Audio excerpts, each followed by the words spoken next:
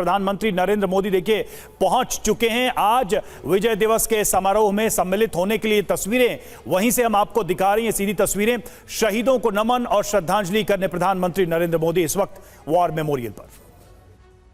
तो तस्वीरें लगातार हम आपको दिखा रहे हैं। प्रधानमंत्री मोदी शहीदों को श्रद्धांजलि देते हुए करगिल वॉर मेमोरियल में, द्रास वॉर मेमोरियल में प्रधानमंत्री नरेंद्र मोदी को आप देख रहे हैं। ये रजत जयंती उत्सव है जो कि बड़े स्तर पर मनाया जा रहा है। सिक्योरिटी की व्यवस्था हमने आपको पहले भी दिखाई। वॉर मेमोरियल में प्रधानमंत्री मोदी को आप देख रहे हैं शहीदों को श्रद्धांजलि देते हुए।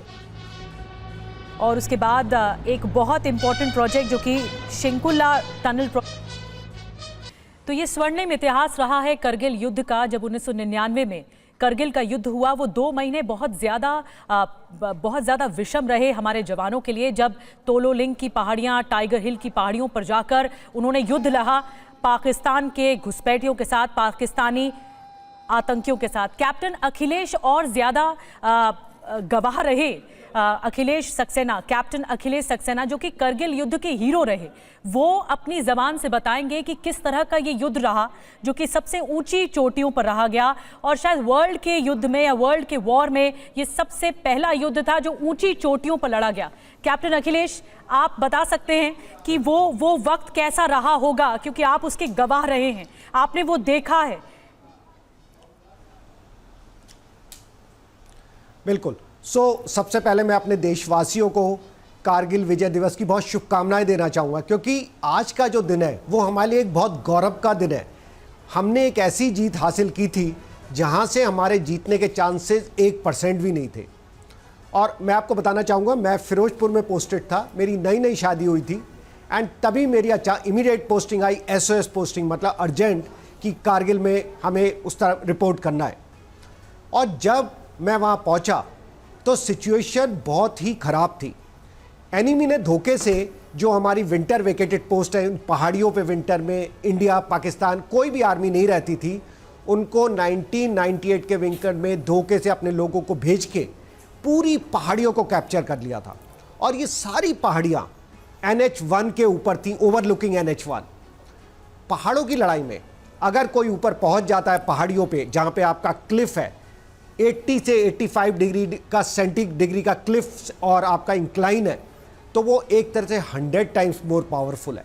इनफैक्ट अगर वो पत्थर भी फेंकेगा तो कैजुअल्टी होंगी। और एनिमी ने उस पहाड़ों पे चारों तरफ माइन लगा रखी थी, क्योंकि उन्हें पता था कि इंडियन सोल्जर्स, इंडियन कमांडोज आएंगे तो इन्हीं पहाड़ियों से आएंगे। दूसरी तरफ हम, क्योंकि इस लड़ाई के लिए पूरे प्रिपेयर नहीं थे, तो हमारे पास बेसिक चीज़ें तक नहीं थी, जैसे स्नो बूट नहीं थे, लेकिन हम -18 डिग्री की सेंटीग्रेड में लड़ाई कर रहे थे। हमारे पास नाइट बाइनोकुलर डिवाइस नहीं थे, जबकि हर अटैक नाइट में ही हो सकता था, क्योंकि एनिमी दिन में तो आपको आराम से हिट करेगा। तो सिचुएशन टोटली हमारे अगेंस्ट थी। और जब हम पहुंचे तो हमें पहला लक्ष्य मिला टोलोलिंग की पहाड़ी, जो पूरे कारगिल वॉर में सबसे इंपॉर्टेंट थी। और इसको पहाड़ी को दुश्मन अपना गढ़ बोलता था, फोर्ट बोलता था, कि आप ये मुझसे नहीं जीत सकते। इनफैक्ट हमारे से पहले उस पर 5-6 अटैक किए गए थे, बट वो पूरी तरह सक्सेसफुल नहीं हो पाए थे, क्योंकि एनिमी के पास सारे एडवांटेज थे। मेजर विकास अधिकारी, जिन्होंने 18 ग्रेनेडियर से अटैक लीड किया था, लेफ्टिनेंट कर्नल विश्वनाथन, वो वीरगति को प्राप्त हुए थे लड़ते हुए। और मेजर विकास अधिकारी की बॉडी तक टोलोलिंग के पास गिरी थी, जिसको हमारा फर्ज था कि उसे लाना, क्योंकि आर्मी में हम एक शपथ लेते हैं कि we will not leave our man behind, dead और अलाइव।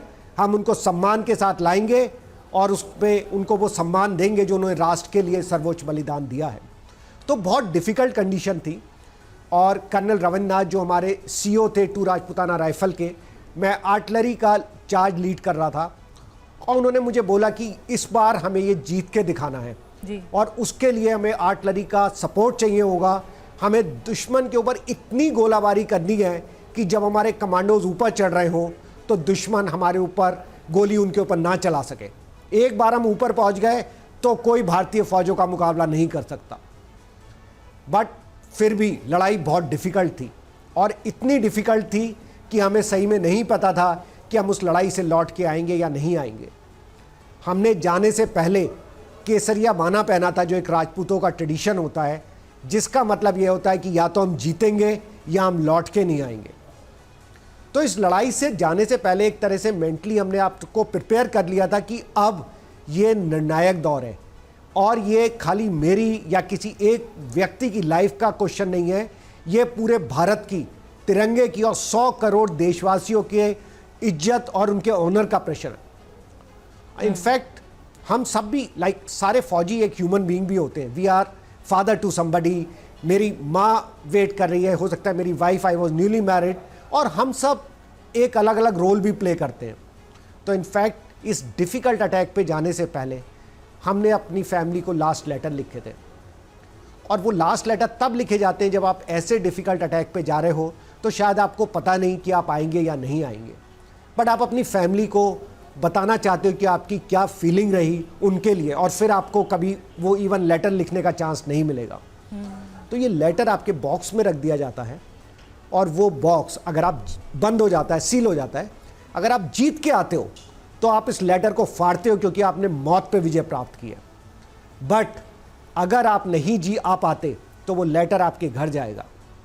जैसे उस मेरे लेटर में जो मैंने 3 लेटर लिखे थे अपने मदर, फादर और अपनी वाइफ को, तो मैंने लिखा था मदर को कि माँ, मैं तुम्हारा ध्यान रखना चाहता था, जब तुम लोग व्हेन यू ग्रो ओल्ड तब मैं आपकी देखभाल कर सकूं, आपकी हिफाजत कर सकूं, एक अच्छा बेटा बनना चाहता था, बट शायद मैं अपनी ड्यूटी में फेल होऊंगा, क्योंकि जब आपको मेरी ज़रूरत होगी बुढ़ापे में तब मैं नहीं होऊंगा। मैं आज अपनी माँ की जगह भारत माता को चूज़ कर रहा हूँ, क्योंकि आज वो समय है, आज वो घड़ी है जब पूरे भारत की ऑनर के लिए, प्रेस्टीज के लिए किसी ना किसी को तो सैक्रिफाइस देना है। और आई थिंक हम लोगों को इस बात का बहुत गर्व है कि हम इस सैक्रिफाइस के लिए और इस लड़ाई के लिए हमें चुना गया है। तो इनफैक्ट मेरे कुलीग थे, जब उनके फादर को लेटर मिला तो पहला वर्ड यही था कि डैड, जब आपको लेटर मिलेगा मैं आपको आसमान से देख रहा हूँगा, लेकिन मेरी शहादत का अफसोस नहीं करना, और अगर मैं दूसरा जन्म लूँगा तो मैं फिर भारतीय सेना ज्वाइन करूँगा और फिर अपने देश के लिए लड़ूंगा। तो आप समझ सकते हैं कि कितना जोश और क्या प्रतिज्ञा हमने ली थी कि किसी भी हद तक जाके हम ये जीत के दिखाएंगे। तो 12 जून को हमने ये अटैक लॉन्च किया था। इनफैक्ट हमने अपने बैग से खाने पीने सारा सामान निकाल दिया था, केवल आर्म्स एंड अम्युनिशन कैरी किए थे, क्योंकि हम 2 या 3 दिन भूखे तो रह सकते हैं, बिना पानी के तो रह सकते हैं, लेकिन अगर मेरी गोली ख़त्म हो गई लड़ाई के बीच में तब तो जीत के चांस ख़त्म हो जाएंगे। तो बहुत डिफ़िकल्ट लड़ाई थी, और लगातार हम लोग चढ़ते रहे, दुश्मन भीषण गोलाबारी कर रहा था। हम लोगों में भी आर्टिलरी का मैसिव फायर दुश्मन के ऊपर डाला, जिसमें 120 बड़ी आर्टिलरी की गनें, और आर्टिलरी के एक गोला लगभग 42 kg का होता है, वो हमने एनिमी के ऊपर कंटिन्यूसली फायर जारी रखा, और तभी बंद किया जब हमारे कमांडो और हम लोग एनिमी के बहुत पास तक पहुंच गए थे। और फाइनली हमने 13 जून को टोलोरिंग के ऊपर तिरंगा लहरा दिया। वो पूरी कारगिल की लड़ाई में एक निर्णायक दौर था। टोलोलिंग की पीक को turning point of the Kargil war कहा जाता है, और शायद वो मेरे जीवन का सबसे बड़ा अचीवमेंट था। उसके बाद मैं 3 और अटैक में गया, 2 और अटैक में गया, टोटल 3 अटैक में। कॉर्पोरेट में बहुत हासिल करी सक्सेस, बट शायद जो भी वो सक्सेस थी उससे बढ़ के लाइफ में कुछ नहीं था। वो जो पल था वो यादगार है, बट हाँ, कुछ आंसू भी थे उस गर्व के साथ, क्योंकि हमने अपने जैसे ब्रदर जैसे ऑफिसर मेजर विवेक गुप्ता और अपने जवानों का बलिदान दिया था उस जीत को पाने के लिए। बिल्कुल, ये जो कहानियां आपने बताई दरअसल किसी भी भारतीय को गर्व से भरेंगी, और आप सभी के प्रति हमारे दिलों में जो सम्मान है उसको और बढ़ाएंगी।